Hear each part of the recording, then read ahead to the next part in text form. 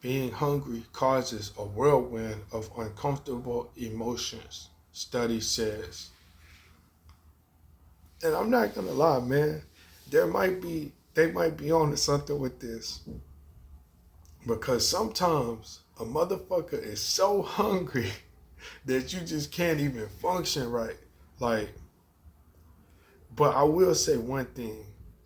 Overeating, that don't mean overeat also. Because we as Americans, as a world, have a nasty habit of overeating.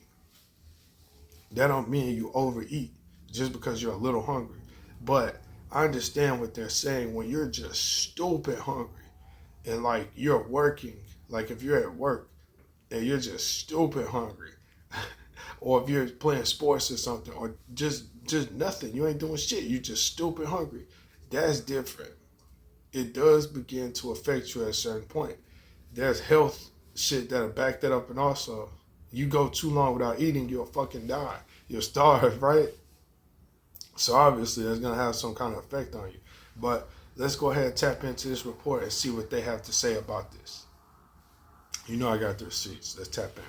So a psychology project at the University of North Carolina at Chapel Hill shows hunger can color every interaction, turning routine moments into a storm of irritation and snap judgments in a series of experiments titled Feeling Hungry When Hunger is Conceptualized as Emotion. Researchers Jennifer McCormick and Kristen Lindquist found that hungry volunteers rated ambiguous images and even a mild-mannered lab assistant far more negatively than their well-fed peers. The team showed that swing isn't just low blood sugar, it strikes when the brain tags hunger's physical unease as anger, anxiety, or fatigue, a pattern confirmed across hundreds of participants in lab and online trials. So, obviously, being hungry to an extent is going to affect you. Uh, I don't know what extents did they do this experiment, like how long people went without eating or whatever, but it's actually better to intermediate fast more regularly in some kind of sense. Now, what does that mean? That just simply means that you're not just abusing yourself with eating all fucking day.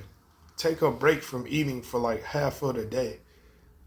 There shouldn't be any day probably except the holiday where you're just eating all day from the time you wake up to the time you go to bed. You're snacking, eating. Obviously, you're going to gain weight. If from the time you wake up, the first thing you do is eat, and then all you're doing is eating throughout the day until you go to bed, what do you think is going to happen? You're not going to lose weight. Cutting off periods of time for meals is what's going to keep you balanced. So I would advise you to do a study on yourself, for you to learn yourself, for you to examine yourself, and I don't know, maybe figure something out for yourself.